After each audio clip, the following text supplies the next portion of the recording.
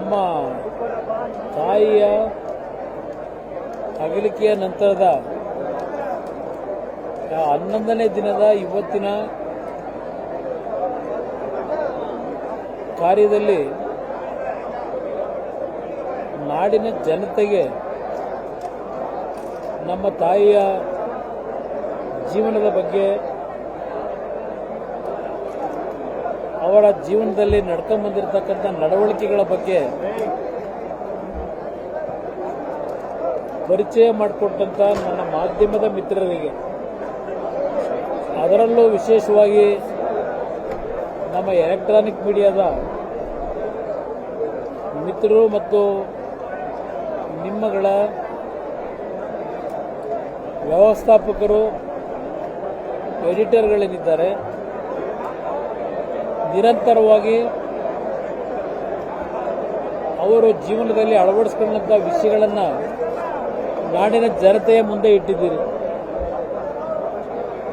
ಆ ಹಿನ್ನೆಲೆಯಲ್ಲಿ ಪ್ರಥಮವಾಗಿ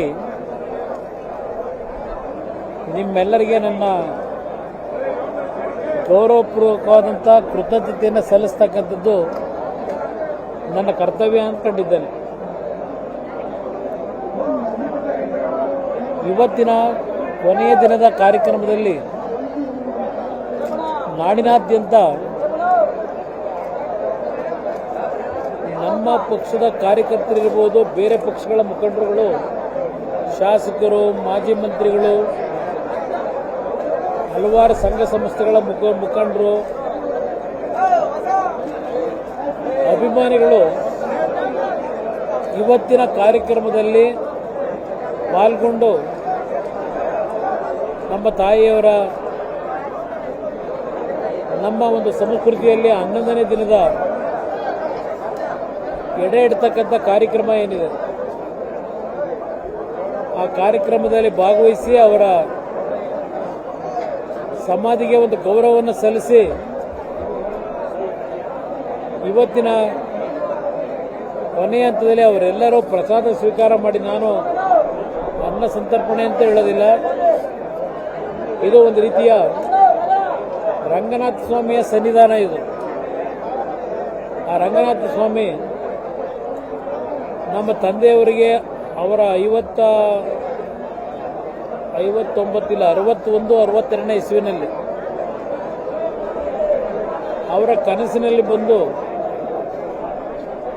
ಪಕ್ಷೇತರ ಶಾಸಕರಾಗ್ತಕ್ಕಂಥದ್ದಕ್ಕೆ ಚುನಾವಣೆಗೆ ನಿಲ್ಲುವಂತಕ್ಕಂಥ ಆದೇಶ ಆ ರಂಗನಾಥ ಸ್ವಾಮಿಯಿಂದ ಆದಂಥದ್ದು. ಅದರ ಜೊತೆಯಲ್ಲಿ ಇವತ್ತಿನ ಈ ಒಂದು ಕಾರ್ಯಕ್ರಮದಲ್ಲಿ ಕಳೆದ 18ನೇ ತಾರೀಕಿನಂದು ನಾನು ನನ್ನ ತಾಯಿ ಅಂತ ಹೇಳೋದಿಲ್ಲ, ನಮ್ಮೆಲ್ಲರ ತಾಯಿ ಅಂತಕ್ಕಂಥದ್ದನ್ನು ಹೇಳ್ತೇನೆ. ಅವರು ನಮ್ಮನ್ನು ಅಗಲಿಕೆ ಆದಂಥದ್ದೇನಿದೆ, ಅಗಲಿಕೆಯ ನಂತರ ಸುಮಾರು 2 ದಿನಗಳ ಕಾಲ ಲಕ್ಷಾಂತರ ಅಭಿಮಾನಿಗಳು ಪ್ರೀತಿಯನ್ನು ತೋರಿಸಿ, ಅವರಿಗೆ ಅಭಿಮಾನಿಗಳು ಅಂತ ಹೇಳಲಿಕ್ಕಾಗೋದಿಲ್ಲ, ಅವರೆಲ್ಲರೂ ನಮ್ಮ ಕುಟುಂಬದವರೇ, ಅವರಿಗೆ ಕೊನೆಯ ಗೌರವವನ್ನು ಸಲ್ಲಿಸಿದಂಥದ್ದೇನಿದೆ ಅದು ಒಬ್ಬ ಸರಳ ಮಹಿಳೆಗೆ ಯಾವುದೇ ರೀತಿಯ ರಾಜಕೀಯದ ಸೋಂಕಿಲ್ಲದೆ ರಾಜಕೀಯದಲ್ಲಿ 24 ಗಂಟೆ ಮುಳುಗಿರ್ತಕ್ಕಂಥ ನಮ್ಮ ಕುಟುಂಬದಲ್ಲಿ ನಾವೆಲ್ಲರೂ ಇದ್ದರೂ ಎಂದೂ ಸಹ ಅವರ ರಾಜಕೀಯವನ್ನು ನಮ್ಮ ಜೊತೆ ಮಾತಾಡಿದವರಲ್ಲ. ಮನೆಗೆ ಬಂದಂಥ ಅತಿಥಿಗಳನ್ನು ಗೌರವಯುತವಾಗಿ ಅವರಿಗೆ ಸತ್ಕಾರ ಮಾಡಿ, ನಾವೇನು ಹಿಂದಿನ ಚಿಕ್ಕ ವಯಸ್ಸಿನಲ್ಲಿ ನಮ್ಮ ಹಳ್ಳಿಗಳಲ್ಲಿ ನಮ್ಮ ಸಂಸ್ಕೃತಿಯನ್ನು ಕಾಪಾಡಿದ್ದೇವೆ ನಮ್ಮ ಪೂರ್ವಿಕರು, ಆ ರೀತಿಯ ನಡವಳಿಕೆಯನ್ನು ಅವರ ಜೀವನದಲ್ಲಿ ಸಂಪೂರ್ಣವಾಗಿ ಅಳವಡಿಸ್ಕೊಂಡು ಬಂದಂಥವ್ರು. ಅದರ ಹಿನ್ನೆಲೆಯೇ ಬಹುಶಃ ಒಬ್ಬ ಮಹಿಳೆ ಯಾವುದೇ ರೀತಿಯ ಅಧಿಕಾರವನ್ನು ಬಯಸದೆ ಪ್ರಧಾನಮಂತ್ರಿಗಳ ಸ್ಥಾನಕ್ಕೆ ಹೋದಂಥ ಸಂದರ್ಭದಲ್ಲೂ ಸನ್ಮಾನ್ಯ ದೇವೇಗೌಡರು ಅವರು ಎಂದೂ ಸಹ ನಾನು ಪ್ರಧಾನಮಂತ್ರಿಯ ಧರ್ಮಪತ್ನಿ ಅಂತಕ್ಕಂಥ ಭಾವನೆಗಳಿರಲಿಲ್ಲ ಅವರಿಗೆ. ಆ ಸಂದರ್ಭದಲ್ಲೂ ಸಾಮಾನ್ಯವಾದ ಜೀವನವನ್ನೇ ಅವರು ಅವರ ಜೀವನದುದ್ದಕ್ಕೂ ಆ ಬದುಕನ್ನು ಕಂಡಿದ್ರು. ಈ ಒಂದು ಪುಣ್ಯ ಭೂಮಿಯಲ್ಲಿ ಇವತ್ತು ಭೂಮಿ ತಾಯಿಯ ಮಡಿಲಲ್ಲಿ ಏನಿದ್ದಾರೆ ಅವರ ಒಂದು ನೆನಪು, ಅವರ ಒಂದು ಜೀವನ, ಇದೆಲ್ಲವನ್ನ ಗಮನಿಸಿ ನಮ್ಮಿಂದ ಅವರು ದೂರ ಹೋಗಿದ್ದಾರೆ ಅಂತಕ್ಕಂಥದ್ದು ನಮ್ಮಲ್ಲಿ ಇಲ್ಲ. ನಮ್ಮ ಹೃದಯದಲ್ಲಿ ಸದಾ ನೆಲೆಸಿದ್ದಾರೆ. ಅವರ ಹೆಸರಿನಲ್ಲಿ ಈ ಒಂದು ಭಾಗವನ್ನು ನಾಡಿನಲ್ಲಿರ್ತಕ್ಕಂಥ ಯಾವುದೇ ಸಮಾಜಗಳಿರ್ಬೋದು ಎಲ್ಲರಿಗೂ ನೆರಳನ್ನು ಕೊಡ್ತಕ್ಕಂಥದ್ದಕ್ಕೆ ಹಲವಾರು ಯೋಜನೆಗಳನ್ನು ಈ ಸ್ಥಳದಲ್ಲಿ ಮಾಡಬೇಕು ಅಂತಕ್ಕಂಥ ನಿರ್ಧಾರ ಮಾಡಿದ್ದೇವೆ. ನಮ್ಮ ಕುಟುಂಬದಲ್ಲಿ ಎಲ್ಲರೂ ಸಹ ನನ್ನ ಸಹೋದರರು ಸಹೋದರಿಯರು ಎಲ್ಲರೂ ಸೇರಿ ಈ ಒಂದು ಭಾಗ ಜನತೆಗೆ ಅರ್ಪಣೆ ಮಾಡಬೇಕು. ಈ ಸ್ಥಳ ಸಂಪೂರ್ಣವಾಗಿ ಯಾವ ಸಂಕಷ್ಟದಲ್ಲಿರ್ತಕ್ಕಂಥ ಕುಟುಂಬಗಳಿದ್ದಾವೆ, ನಮ್ಮ ಯುವಕರು, ನಮ್ಮ ರೈತರು, ಮಹಿಳೆಯರು, ವಯಸ್ಸಾಗಿರ್ತಕ್ಕಂಥ ತಂದೆ ತಾಯಂದಿರು, ಅವರೆಲ್ಲರ ಒಂದು ನೆರಳಿಗೆ ಕೆಲವು ಕಾರ್ಯಕ್ರಮಗಳನ್ನು ಇಲ್ಲಿ ತರಬೇಕು ಅಂತಕ್ಕಂಥದ್ದು ಈಗಾಗಲೇ ತೀರ್ಮಾನ ಮಾಡಿದ್ದೇವೆ ಕುಟುಂಬದಲ್ಲಿ. ಈ ಒಂದು ಸ್ಥಳ ಆ ರೀತಿಯ ಸಂಕಷ್ಟದಲ್ಲಿರ್ತಕ್ಕಂಥವರಿಗೆ ಅರ್ಪಣೆ ಇವತ್ತಿನ ದಿನ ನಮ್ಮ ತಾಯಿಯ ನೆನಪಿನಲ್ಲಿ ಮಾಡತಕ್ಕಂಥ ನಿರ್ಧಾರ ಮಾಡಿದ್ದೇವೆ. ಇವತ್ತಿನ ಒಂದು ಕಾರ್ಯಕ್ರಮದಲ್ಲಿ ನಾಡಿನಾದ್ಯಂತ ಭಾಗವಹಿಸಿ ನನ್ನ ತಾಯಿಗೆ, ನಮ್ಮ ತಾಯಿಗೆ ಒಂದು ಆತ್ಮಕ್ಕೆ ಶಾಂತಿಯನ್ನು ಕೋರಿ ಇವತ್ತು ನಮ್ಮ ಕುಟುಂಬಕ್ಕೆ ಒಂದು ಸಾಂತ್ವನವನ್ನು ಮತ್ತು ಧೈರ್ಯವನ್ನು ತುಂಬಿರ್ತಕ್ಕಂಥ ನಮ್ಮ ಲಕ್ಷಾಂತರ ಕನ್ನಡಿಗರಲ್ಲಿ ನನ್ನ ಕೃತಜ್ಞತೆಗಳನ್ನು ನಮ್ಮ ಕುಟುಂಬದ ಪರವಾಗಿ ಎಲ್ಲರಿಗೂ ನಿಮ್ಮ ಮುಖಾಂತರ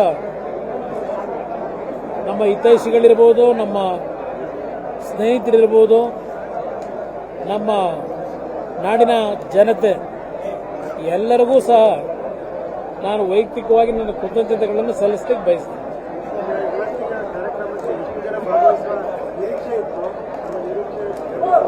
ನಮ್ಮ ನಿರೀಕ್ಷೆ ಏನಿತ್ತು ಆ ನಿರೀಕ್ಷೆಯನ್ನು ಮೀರಿ ಇವತ್ತಿನ ಈ ಒಂದು ಕಾರ್ಯಕ್ರಮದಲ್ಲಿ ಎಲ್ಲ ಬಂದು ನಮ್ಮ ತಾಯಿಯ ಆತ್ಮಕ್ಕೆ ಶಾಂತಿ ಕೋರಿದ್ದಾರೆ.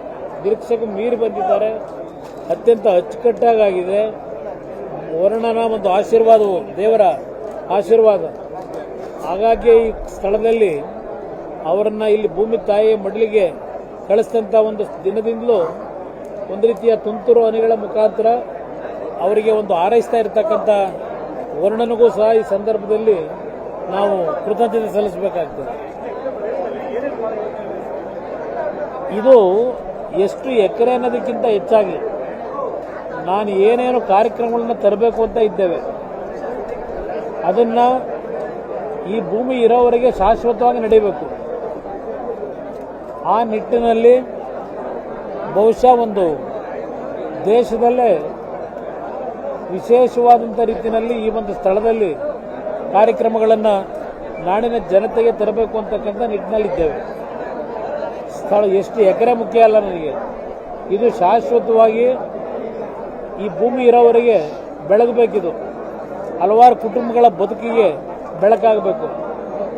ರಂಗನಾಥ ಸ್ವಾಮಿಯ ಮತ್ತು ನಮ್ಮ ಹರದನಹಳ್ಳಿಯ ಬಸವೇಶ್ವರ ಸ್ವಾಮಿ ಏನಿದೆ ಅದನ್ನು ನಮ್ಮ ಶಂಕರ ಮಠದ ಗುರುಗಳು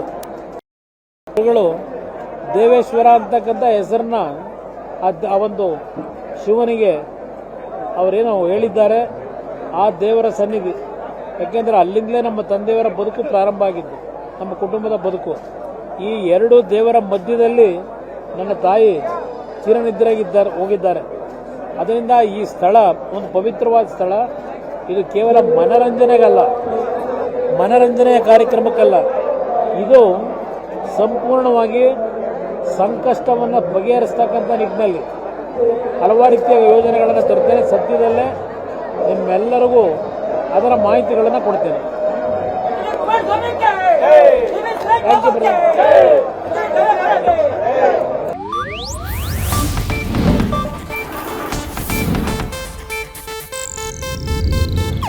ಇದು ಏಷ್ಯಾನೆಟ್ ನ್ಯೂಸ್ ನೆಟ್ವರ್ಕ್ ಪ್ರಸ್ತುತಿ.